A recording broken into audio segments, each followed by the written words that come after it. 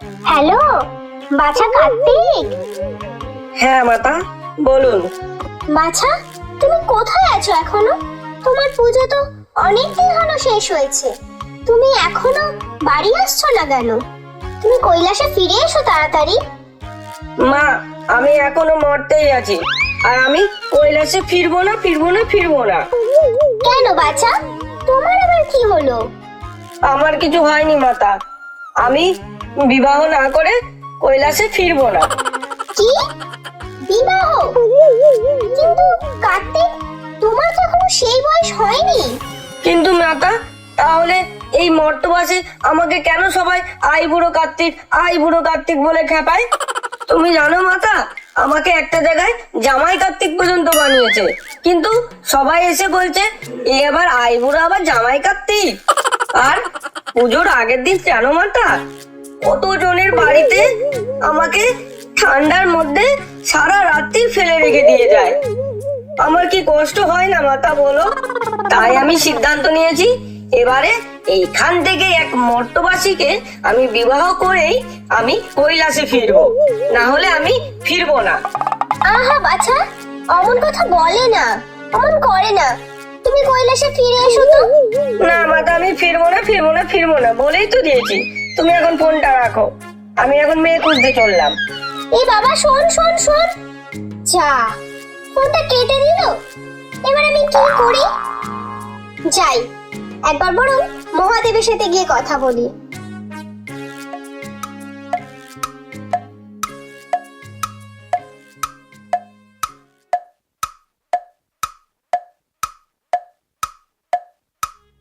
মহাদেব, মহাদেব, চোখ খুলুন মহাদেব। এদিকে যে এক বড় অনর্থ হতে চলেছে। কি? আবার কি অনর্থ হতে চলেছে গিন্নি? আমাকে কি একটু শান্তিতে ধ্যানও করতে দেবে না? আপনি এদিকে ধ্যানের কথা বলছেন মহাদেব, আর ওদিকে আপনার সুপুত্র কার্তিক কোনো এক মর্তবাসী কন্যাকে যে বিবাহ করতে চলেছে।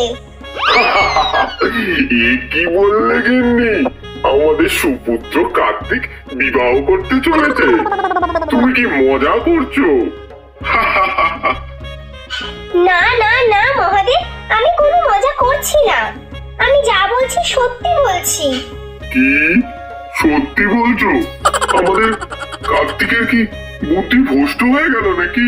সে করলে করবে বিবাহ, করুক। না মহাদেব, আমি চাই না কার্তিক এত তাড়াতাড়ি বিবাহ করুক। আমি চাই কার্তিক এই স্বর্গরাজ্যে রাজত্ব করুক। তা সম্ভব নয় গিন্নি। এই স্বর্গের রাজ্যের রাজত্ব তো ইন্দ্রের হাতে, সে তো রাজত্ব করছে। আমাদের পুত্রের ওসব রাজত্বের কোনো প্রয়োজন নেই। বেশ বেশ মহাদেব, আপনি আগে এসব ছাড়ুন। আপনি আগে কার্তিককে এই বিবাহ থেকে আটকান। আচ্ছা আচ্ছা, আমি দেখছি গিন্নি। এই নন্দী, নন্দী, এদিকে আয় রে একটু। হ্যাঁ হ্যাঁ বাবা, বলুন বলুন বাবা, কি হয়েছে বাবা? ওরে নন্দী, তোকে এক্ষুনি মরতে যেতে হবে। গিয়ে দেখ তো আমাদের কার্তিকটা কি করছে। পারলে ধরে বেঁধে নিয়ে চলে আয় তো কৈলাসে। কি বাবা, আবার মরতে পাঠাবেন আমাকে? আবার মরতে যেতে হবে? আরে হ্যাঁ, আমাদের সুপুত্র কার্তিকে বিবাহ করতে চলেছে কোন মর্তবাসী কন্যার সাথে। তোকে এখনই যেতে হবে। যা রে বাবা। কি বললেন বাবা? কার্তিকের বিয়ে? কি মজা, কৈলাসে আবার খাওয়া দাওয়া হবে তাহলে। ওরে মরকট, তোকে যেটা বলছি সেটা শোন।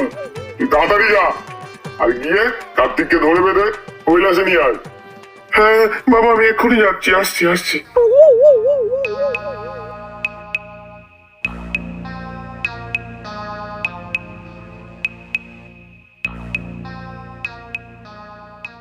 নারায়ণ নারায়ণ। ওহে বাছা নন্দী, এত তড়িঘড়ি করে কোথায় ছুটছো? এই মরতে যাচ্ছি দেবশ্রী নারদ। মরতে? সে কি উদ্দেশ্যে? আর বলবেন না নারদ মুনি, এদিকে মরতে নাকি কার্তিক বিবাহ করতে চলেছে। নারায়ণ নারায়ণ, এ তো উত্তম সংবাদ। নন্দী? আর উত্তম প্রস্তাব বলবেন না। এদিকে মাতা তো রেগে ফায়ার হয়ে রয়েছেন। মাতার ইচ্ছা যে কার্তিক এত তাড়াতাড়ি বিবাহ না করে স্বর্গের রাজ্যত্ব করুক। নারায়ণ নারায়ণ, স্বর্গের রাজ্যত্ব করুক মানে ইন্দ্রের সিংহাসনে বসবে কার্তিক? নারায়ণ নারায়ণ। আচ্ছা আচ্ছা, তুমি যাও। হ্যাঁ নারদমুনি, আমি আসি। আমাকে বাবা এক্ষুনি কার্তিককে ফিরিয়ে আনতে বলেছে কৈলাসে। উফ, আবার সেই মর্তে ফিরে আসতে হলো।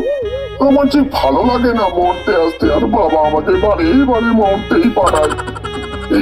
এবারে আমি কার্তিকটাকে কোথায় খুঁজে বেড়াই। তার চেয়ে বরঞ্চ একটা কার্তিককে ফোন করেই দেখি কোথায় আছে।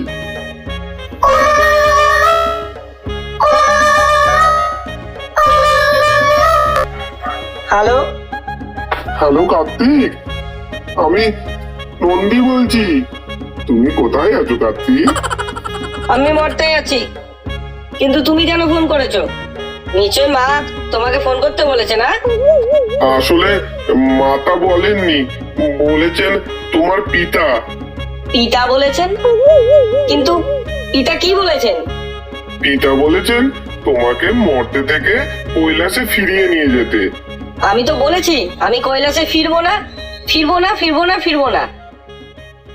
আহা কার্তিক, ওরম করে না।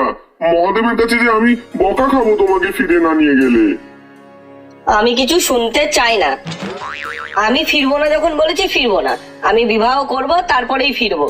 তুমি ফিরে যাও কৈলাসে, গিয়ে মাতা আর পিতাকে বলো আমি এখান থেকে কোনো এক মর্তবাসী কন্যাকে বিবাহ করেই তারপরে আমি কৈলাসে ফিরবো। তুমি ফিরে যাও। কার্তিক, ফোনটা রেখো কার্তিক। এ বাবা, ফোনটা যে রেখে দিল। এবার আমি যদি ফিরে যাই তাহলে পিতার কাছে যে বকা খাবো।